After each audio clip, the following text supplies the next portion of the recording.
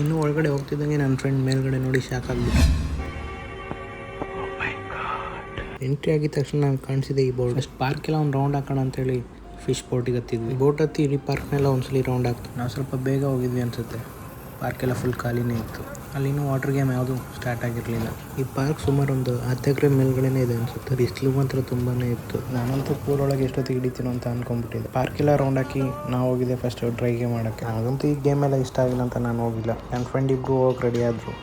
ಅದು ತಿರ್ಗೋದು ನೋಡಿ ನಂಗೆ ಬೈಕ್ ಬಂದುಬಿಟ್ಟಿತ್ತು. ಅದನ್ನ ತಟ್ಕೊಳ್ಳಾರ್ದೆ ಅವನೊಬ್ಬ ಹೋಗೇ ಬಿಟ್ಟ.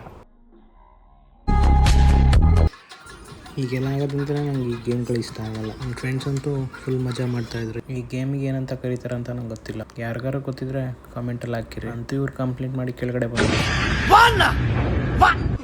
ನೆಕ್ಸ್ಟ್ ನಾವು ಅಲ್ಲಿಂದ ಹೊರಟಿದ್ದೆ ಮಿರರ್ ಹೌಸು. ನಂಗಂತೂ ಇದು ಫಸ್ಟ್ ಟೈಮ್ ಎಕ್ಸ್ಪೀರಿಯೆನ್ಸು.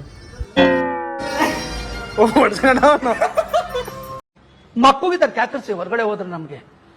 ಅದಾದಮೇಲೆ ನಾವು ನೆಕ್ಸ್ಟ್ ಹೋಗಿದೆ ಡ್ಯಾಶಿಂಗ್ ಕಾರ್. ಆಲ್ಮೋಸ್ಟ್ ಹುಡುಗರಿಗೆಲ್ಲ ಈ ಗೇಮ್ ಅಂದರೆ ತುಂಬಾ ಇಷ್ಟ ಆಗುತ್ತೆ. ಮುಗಿಸಿ ನಾವು ನೆಕ್ಸ್ಟ್ ಬಂದಿದೆ 3D. ಇದಕ್ಕೆ ಏನು ಹೇಳ್ತಾರಂತ ನಂಗೆ ಗೊತ್ತಿಲ್ಲ. ಇದೆಲ್ಲ ಮುಗಿಸೋತ್ತಿಗೆ ವಾಟರ್ ಗೇಮ್ ಸ್ಟಾರ್ಟ್ ಆಯಿತು.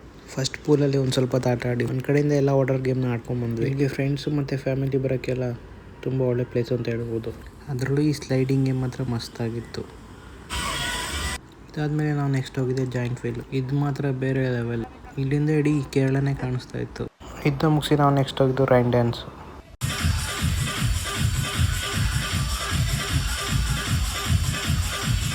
ಇದನ್ನೆಲ್ಲ ಕಣ್ಣಿಂದ ನೋಡಿ ಕಂಗಾಲಾಗ್ಬಿಟ್ಟಿದ್ದೀನಿ.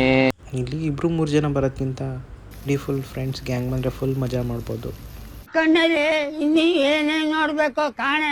ರೈನ್ ಡ್ಯಾನ್ಸ್ ಮುಗಿಸಿ ನಾವು ಅಲ್ಲಿಂದ ಹೊರಡೋ ಟೈಮ್ ಆಯಿತು. ಈ ಫಿಗರ್ ಎಲ್ಲೋ ನೋಡ್ದಂಗೈತಲ್ಲ.